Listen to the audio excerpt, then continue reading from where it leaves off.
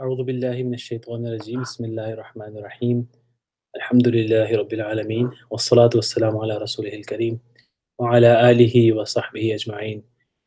Um, Inshallah, we're going to start with our first webinar, which is part of a series of webinars that you will be able to view on every Sunday from 3 to 5 p.m. Central Time on various topics related to mental health.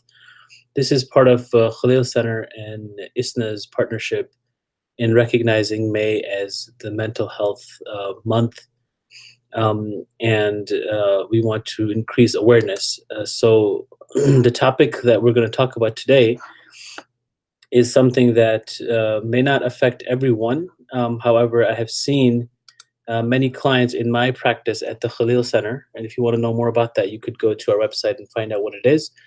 But I've seen many clients who have come in with some form of it, or have purely come in just for this issue of obsessive compulsive disorder, and specifically within the religious realm, which is called scrupulosity. And then from an Islamic perspective, there is an explanation which comes through the form of Waswasa from shaitan, and we'll talk about that today, inshallah. So just to give you an idea of what OCD is and what it does,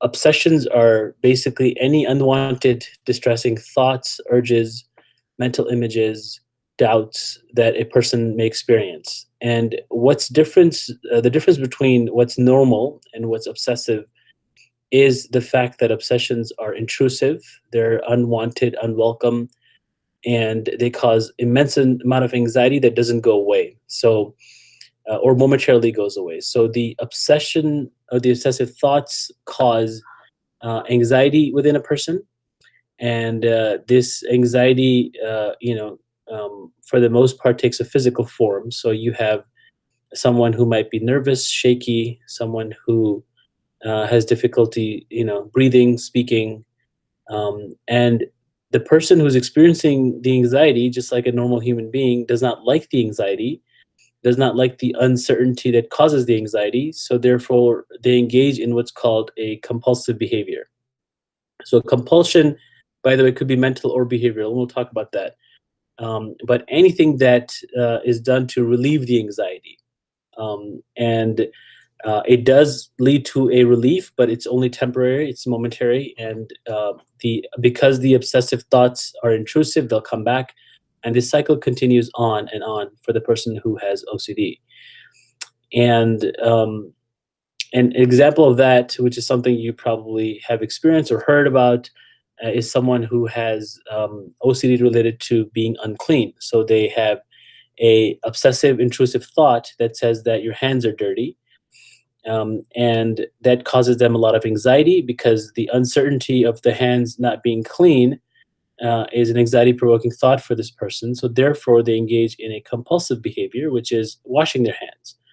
So they'll wash their hands, and then they'll have some relief, like, okay, your hands are clean. But because the problem is with the obsessions, the anxiety comes back. So the intrusive thought comes back that your hands are not clean, and then again, the cycle continues on. And we've seen this take a religious form as well, and we'll talk about that today, inshallah. So just to talk a little bit about what anxiety is, physically, anxiety, is this body's response to the external stimuli. So it could be, internal or external, but some kind of a thought you might have or something you experience. So if you're walking down the street and you are faced with, a dangerous animal, that is anxiety, and that causes anxiety, for a person. And their body has an experience, which is, like I said, most anxiety symptoms are physical. So their body causes anxiety, an experience of, say, heavy breathing or shakiness, or they start sweating. That is the physical form of anxiety. The most extreme anxiety ends up causing someone to have a panic attack, or fear is a form of also anxiety. Now, there is a difference between healthy and unhealthy anxiety, and it's important to understand that sometimes people will say, I don't want to feel any anxiety at all. And that's not healthy, because according to the Yerke Dotson law, if you, a little bit of anxiety is good, and as anxiety or arousal, or stress or tension, whatever you want to put in there, as it increases, so does your performance. So if, for example, I'm sitting here doing this webinar, if I was completely relaxed, then I'm more likely to make careless mistakes, say some things that I didn't want to say, and give out information that was not necessary or healthy or helpful. And so some anxiety is good because it increases your performance, and then it reaches a optimal level, and after that, if it continues to grow, then it'll go into unhealthy anxiety, and your performance will decrease. So it's important to understand that everybody has a little bit of anxiety, a little bit of OCD, and that there's nothing wrong with that, right? So at night when you're locking up, you're like, did I lock? I didn't lock? Let me just with my hand confirm it, and you check it at one time.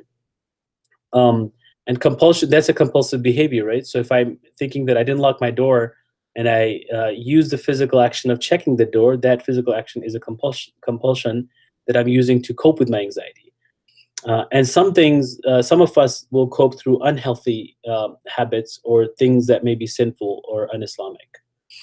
So the diagnostic criteria in the Diagnostic and Statistical Manual, which is in 5th edition, says that OCD is diagnosed when someone has obsessions, compulsions, or both. So obsessions are a thought, and compulsions can be both thoughts and actions and behaviors. So we've talked about them in the first slide.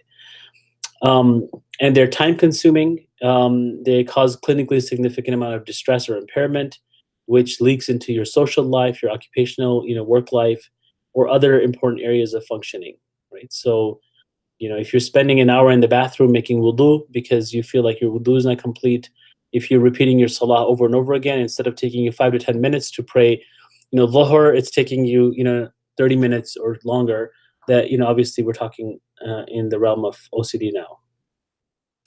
So some of the common obsessions that are observed, contamination, being dirty, not touching certain things, not, going to the bathroom or public bathroom, having doubts like leaving the stove on, did I lock my door, urges to arrange items in a particular order. So somebody who's a very high level of perfectionism, but not just perfectionism in a sense that it has to be organized or clean, but rather in a specific order. Something has to be right where I left it. And then having fear of accidentally or purposefully committing a sinful act. Again, this kind of fear, which is the anxiety-provoking obsession or obsessive thoughts, and also repeated thoughts of acting against their beliefs. So, am I committing kufr? Am I doing something that goes against what I believe Islamically, or even from a personal compass? Some of the common compulsions, again, we're talking about things that are done to relieve the anxiety, the uncertainty of the anxiety. You have repeated washing, avoiding contact with things and then not touching things because you don't want to contaminate your hands. Checking doors or locks to make sure that if things are locked or put in a certain way. Obviously, unnecessarily arranging things on your desk or closets because you're obsessed about putting them in a certain way. And then avoidance, which is very common. You don't want to go into something because you're afraid. You don't want to use a public bathroom and you have to urinate because you're afraid that it's going to lead to this anxiety. So that's also a compulsive behavior. And then seeking assurance from others. So an example of a client would be someone who maybe feels like he or she is ugly, and keeps asking his loved one or parents or whomever, am I ugly, am I ugly, am I ugly? And the cycle continues on because, again, it's an obsessive thought. So when you ask someone and you get a response, it doesn't really lead to not having that anxiety anymore. So scrupulosity is more specific to religious issues, moral or religious issues. So guilt about moral religious issues, something that's distressing, dysfunctional. And then there's an impairment in social functioning as well. The definition that I really like is fearing sin where there really isn't any. And we'll talk about that today because people who have OCD scrupulosity from an Islamic perspective typically will believe that they're committing sins, whereas they may or may not be doing so. So within the Muslim population, some of the examples that we've seen, one very common one, which is similar to contamination, is related to tahara. Did I make the correct niyyah for wudu? Did I actually do the wudu correctly? A client of mine, has obsessive thoughts related to water being splashed back from the sink, while making wudu or after making wudu. I've made wudu, but now I have this thought that maybe I've passed gas or passed wind, and now I'm concerned about that my wudu is broken or nullified. Feeling maybe like my clothes are uncleaned, or like there's najasa on them, even though there isn't any. Issues related to your worships or ibadat. How many rakahs did I pray? Did I forget to do my ruku, my sujood? Did I even read Surah Fatiha? Was my salah performed correctly or not? And so then, that leads to doing some compulsive behaviors. One form that we've seen at the Khalil Center is where someone has thoughts related to whether they've divorced their wife. I said this to her. I had a client who said that, we were stopped at, to get groceries, and my wife's leaving the car, and she said, "Do you want to come?" I said, "No, you go." And then he said, "I felt like when I said that, I was telling her to leave the marriage. Did I just divorce my wife?" Right? And so then, on top of that, if you're becoming intimate or being close to her, your thought is like, "Oh my God, if I divorce my wife, is it now permissible for me to be with my wife?" So you can see how the cycle can go into many, many different directions. Intrusive sinful thoughts, I'm having sexual thoughts that are intrusive. Is this causing me sin now? A client stated that he has thoughts when he's praying, while he's praying. So are those like, now am I committing a sin? Another client of mine would have thoughts about eating or drinking while he was praying, and then he thought he was committing shirk because, instead of focusing on prayer and on Allah, he's focused more on, eating or drinking. Or I have thoughts of hurting somebody, am I committing some kind of sin? And then sometimes just purely blasphemous thoughts. One of my clients had thoughts that he was, he would have really bizarre thoughts about Allah, and then he would become very anxious with those thoughts, and then would engage in compulsive behaviors. Another client read a hadith, a specific hadith, which didn't make much rational sense to him, and therefore he was having then thoughts whether Islam is a real religion. Thoughts about authenticity of hadith and even the religion itself. So you can see that anxiety, people who experience anxiety, even generalized anxiety, will tell you that anxiety can manifest in so many different ways. So you may have just anxiety underlying, which is a general part of who you are and how maybe genetic component of yourself. But then it moves from having, obsessive thoughts to, other areas of life as well, social anxiety, for example. So it just doesn't go away, just continues to, move around. And this is why it's important to understand the underlying issue of anxiety. So compulsive behavior is related to religion, specifically Muslims, doing sajda sahwi every salah, which is something that I've heard very common. Reperforming salah, so repeating salah again and again.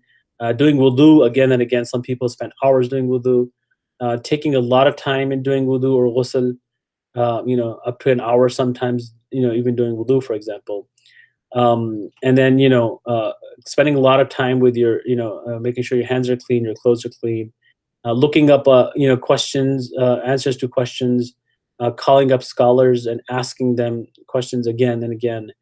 If you feel like you've left Islam, then repeating the Shahada, making sure that you're coming back to the, fold of Islam. And then, doing a lot of tawbah, istighfar, dhikr, recitation of the Quran, because you're concerned about the amount of sins that you are committing with these intrusive thoughts.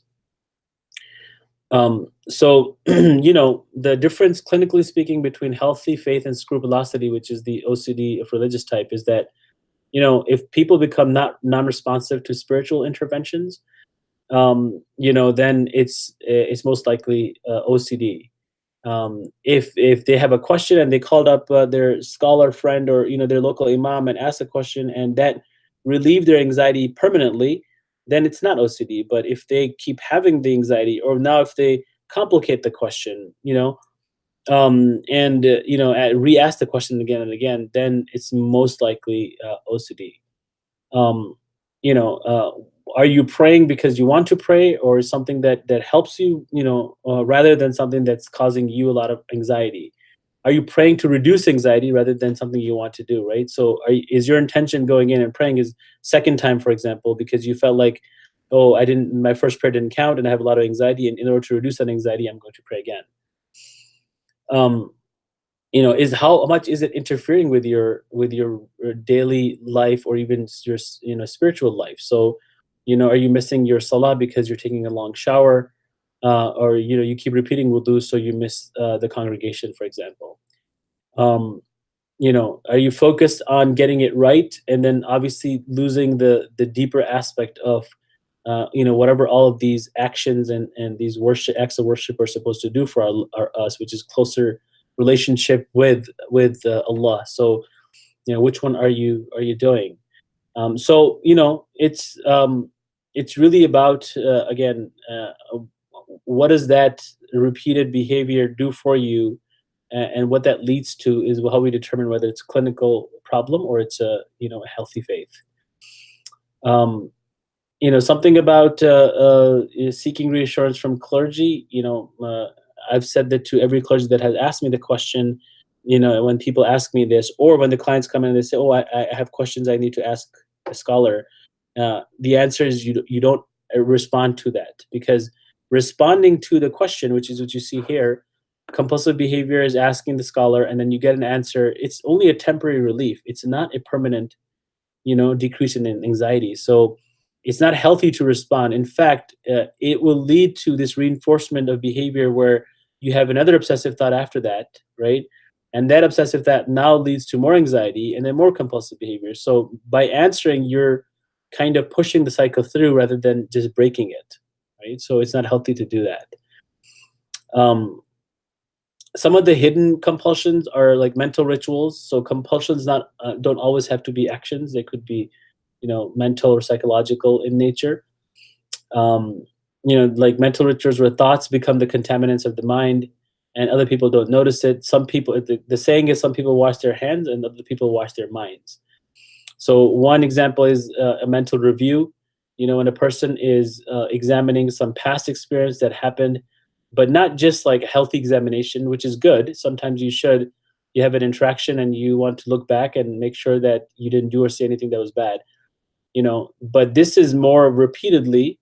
And then since the person believes that reviewing the event or the interaction, will result in resolving it and reducing the uncomfortable thoughts and feelings, it becomes a compulsion, right? So you keep reviewing it in your mind, and with this idea that if I can only review and process it in my mind, that I will be able to let go of it, and hence becoming a compulsion. Scenario bending is where you begin to hypothesize how things would have happened, if the event went in a different manner. So you add some hypothetical component to it. This is what could have happened and this is then what would happen after that, and this happens repeatedly. Again, the one of the key features of compulsions is that the person is engaged in it repeatedly because it's only bringing momentary relief, not a permanent one. Reverse ruminating is playing back in invented ideas about something that might happen in the future. Check for like likelihood of catastrophes. Going over something that has yet to happen, because again, you're trying to relieve your discomfort about what could happen, right? So like some people become obsessed about their children's future. They become obsessed about their marriage future, so they start thinking about it. If I do this, then this might happen. If I do this, it might happen. And they're spending a lot of their day time engaging in that.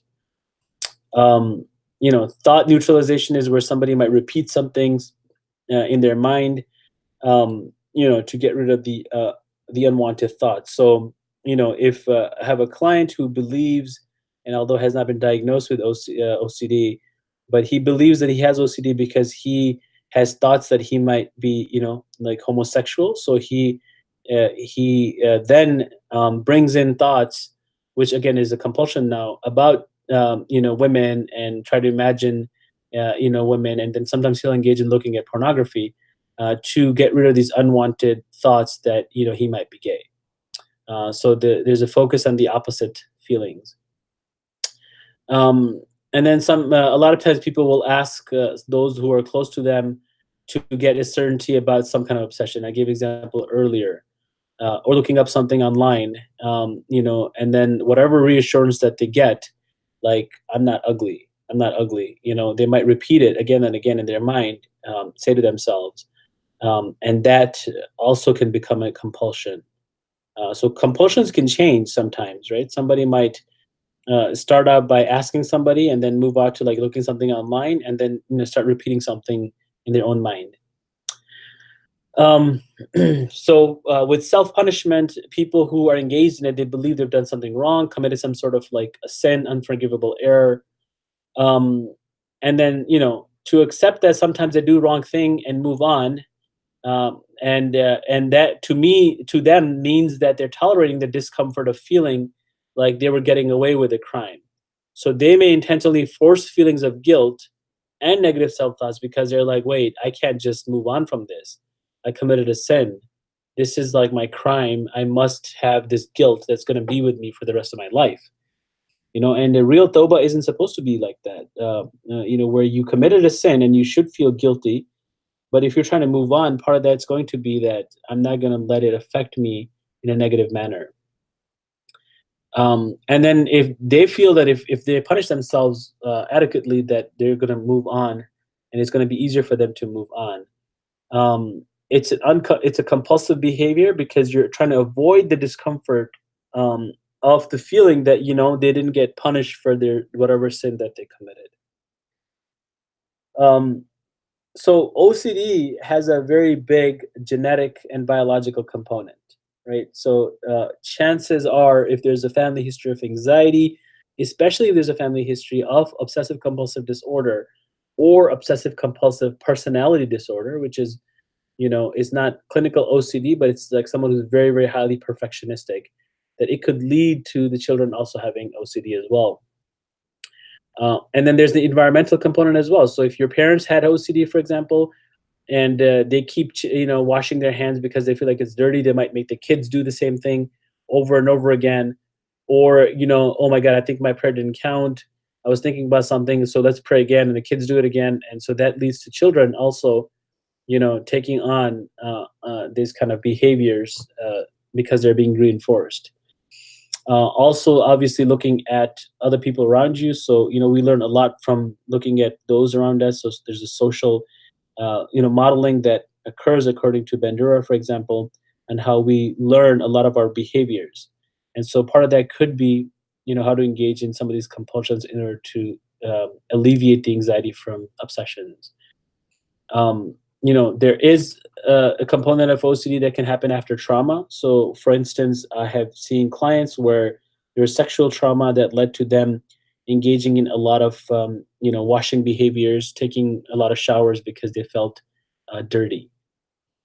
Um, so, OCD can come from many, many different ways, and hence the treatment also has to be, sometimes a multimodal.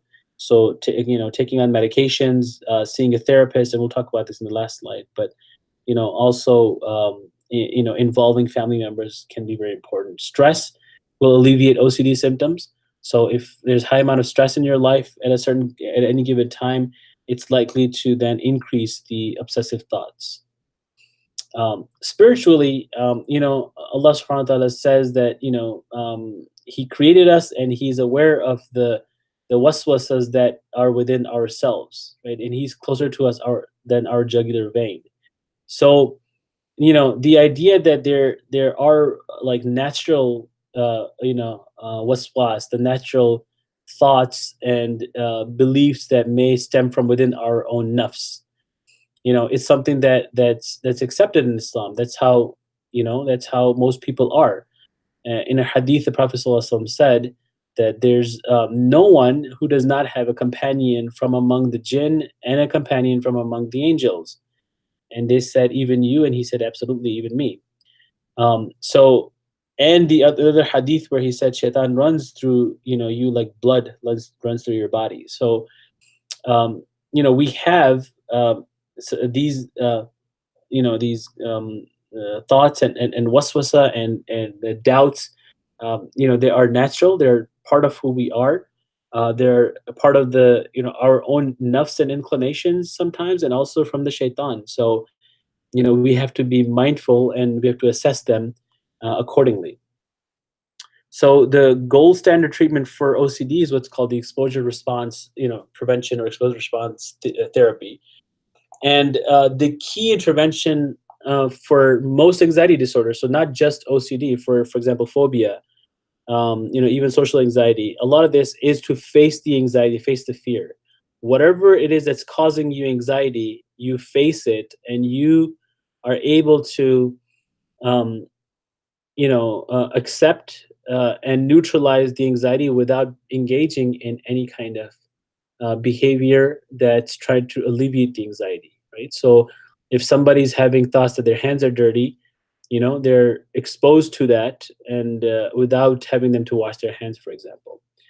Um, so it could be either gradual or it could be sudden exposure, right? So some people, for example, if they have OCD related to a certain thing, like they keep washing their hands, or they're spending like 30 minutes in the bathroom, doing wudu, then gradually would mean that you cut down slowly from 30 to 20 to 15 to down to 5, which is what it should be.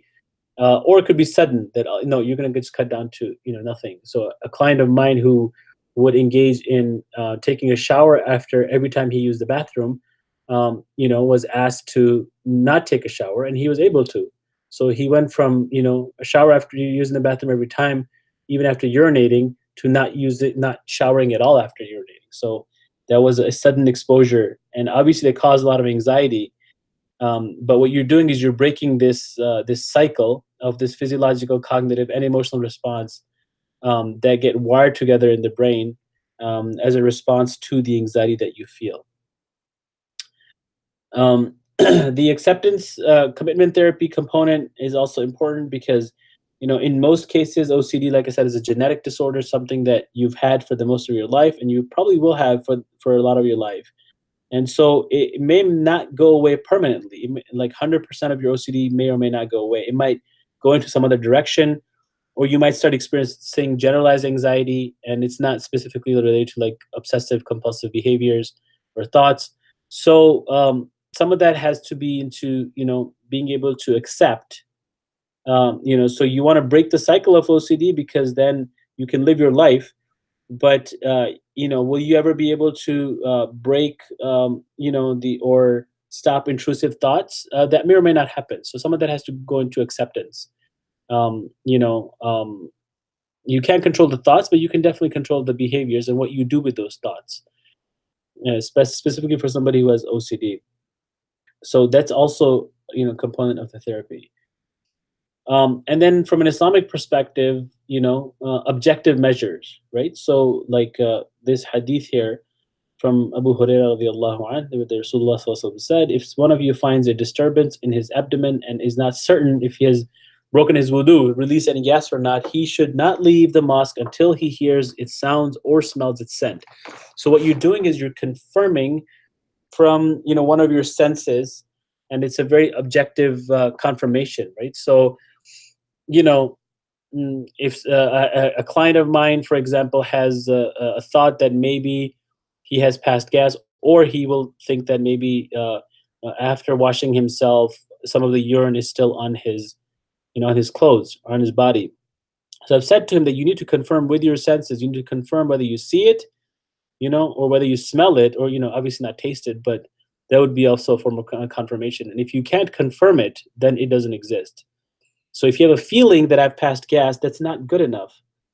That feeling has to be confirmed by either you hear the sound, right, or you can smell it, and either one of those would be good. because then you can confirm that this has happened.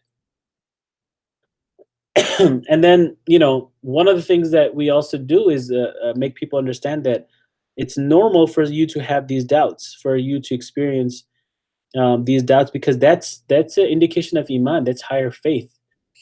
The Sahaba used to come to the Prophet ﷺ and say that, like, we have these thoughts that we can't even talk about. That how bad they are. And then he said that that's a clear sign of iman. That's a sign of faith. So having these thoughts, having negative thoughts, having any type of thoughts, especially those that maybe making you question some of the things in your life, that's could be a healthy thing, could be a sign of iman. Um, and then if you believe that you can control it, if you have, like, certainty and faith over it, that will definitely help you with your control, increase your control. Allah subhanahu wa ta'ala said, surely he has no authority over those who believe and rely on their Lord. His authority is only over those who befriend him and those who associate with him. So, our thoughts, our actions are things that are ours, and we have more control over that rather than people around us. And when we engage in compulsion, so for example, it is makruh to repeat your wudu or your salat, and if we engage in that, the second time we're doing our salah, the first time may have been for Allah, but the second time is now for shaitan, or for this kind of belief that I have that my prayer didn't count. So you're not really doing it for Allah, which is what the original thought is, that my prayer might not count because I made so and so mistake. So who are you really worshiping? That's the cognitive structuring. When you repeat some compulsion because you have these obsessions. And as far as waswasa is concerned, sometimes waswasa is like, has taken over only some parts of your life. So, a client of mine stated that he has these kind of thoughts only related to cleaning and worshiping. It was purely scrupulosity type of OCD, but not related to other things like his work, or he has them, but he has better control over them. So, is the junoon partial, like juz'i, or has it taken over your entire life? And then if it has taken over, even if it's like the component of your life, for that component, you're absolved of the basic rules that might exist in fiqh. So if a person is supposed to perform wudu in a certain way, where you have to make sure that a certain part is wet and all that, that applies to normal everyday people or Muslims. But if you have OCD and you have this thought that maybe I didn't perform wudu accordingly, then that's something that you have a clinical disorder, an issue, and the rulings do not apply to you. You're absolved from the similar type of ahkam. So there's definitely this adjustment to the rulings, and this should be done ideally by a scholar, so not individuals or even therapists, unless you have the knowledge.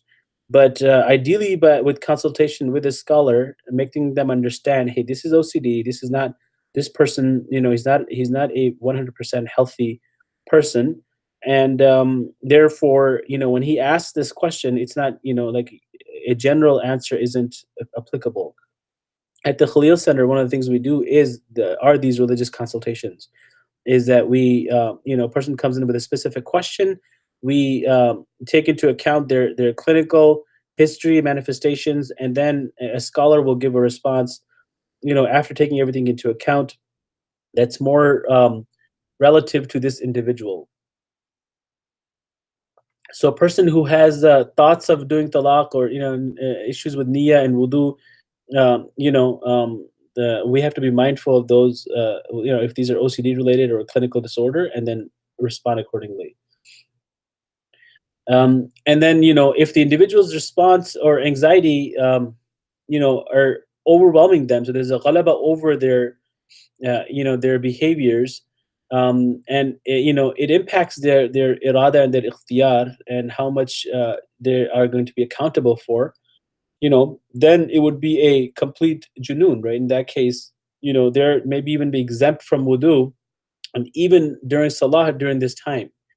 So a person is not responsible, except for what Allah, except for what they're capable for, right?